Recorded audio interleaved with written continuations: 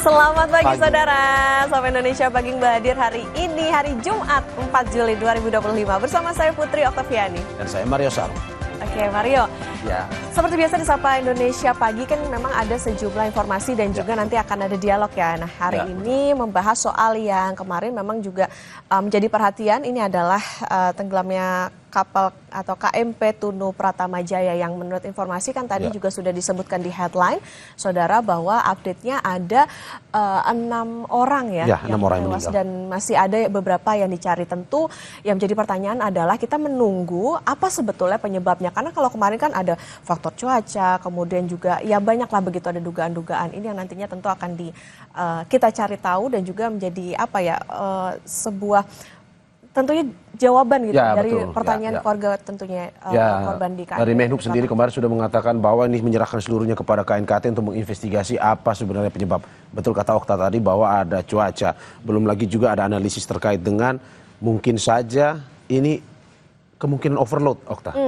Karena berhubungan dengan manifestasi penumpang yang sampai saat ini belum ditemukan berapa sebenarnya jumlah penumpang ataupun transportasi yang naik ke dalam atau ke atas kapal tersebut. Apakah memang sesuai dengan aturan atau SOP yang berlaku ataukah kelebihan muatan sebenarnya. Ini yang masih terus diinvestigasi dan nantinya hasil investigasi ini yang akan menjadi bahan analisis dari Menhub untuk nantinya mengambil tindakan akan seperti apa. Ini yang kita tunggu terus karena kita dari Kompas TV turut prihatin dan juga turut berduka atas kejadian ini. Dan tentu itu tidak bisa sehari, 2 hari lah ya untuk mencari itu, karena kan investigasi itu tadi. Dan untuk keluarga tentunya kalau kemarin ini disediakan posko, jadi jika merasa menjadi keluarga ataupun kerabat dari korban KMP Tunu Pratama Jaya tentu bisa mencari informasi di sana ataupun juga bisa memberikan data-data identitas dan segala macam untuk nanti mempermudah identifikasi dari para korban. Tapi sebelum ke sana Mario dan juga saudara, kita ke informasi pertama saudara di Sapa Indonesia Pagi. Kita ke informasi selanjutnya, saudara. Polisi menangkap pelaku penganiayaan terhadap kurir paket di Pamekasan, Jawa Timur. Pelaku ditangkap di rumahnya di Jalan Raya Teja, Pamekasan pada Rabu sore. Tak ada wajah garang seperti video yang sempat viral sebelumnya saat pelaku ditangkap Satreskrim Polres Pamekasan. Pelaku menganiaya seorang kurir yang mengantar paket pesanan yang dibelinya secara COD pada Senin lalu. Kepada polisi, pelaku mengaku kesal lantaran barang yang dipesannya tak sesuai. Kini pelaku mendekam di ruang tahanan Mapolres Pamekasan.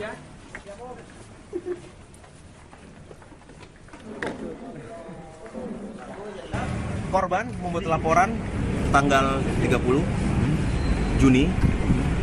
Waktu itu kami sedang melakukan pemeriksaan, tapi korban tidak menyatakan tidak bisa dilakukan pemeriksaan karena mengalami luka.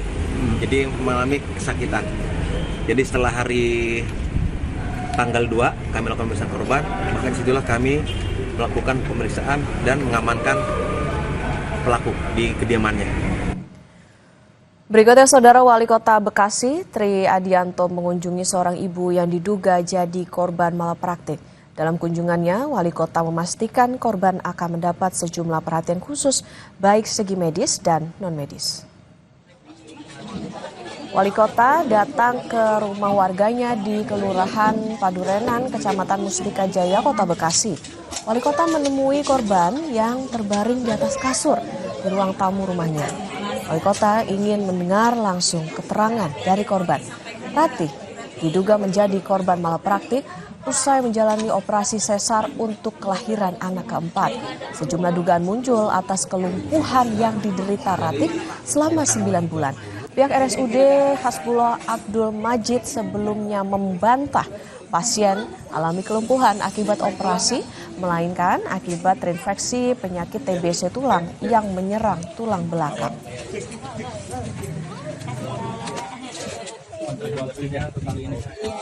Satu fasilitasi dan keyakinan agar pasien Ratih ini bisa kemudian pulih kembali. Walaupun kemudian ada beberapa hal yang cukup berat yang harus dilakukan, tetapi kita terus yakinkan diri bahwa ini adalah bagian dari proses yang harus kita lakukan.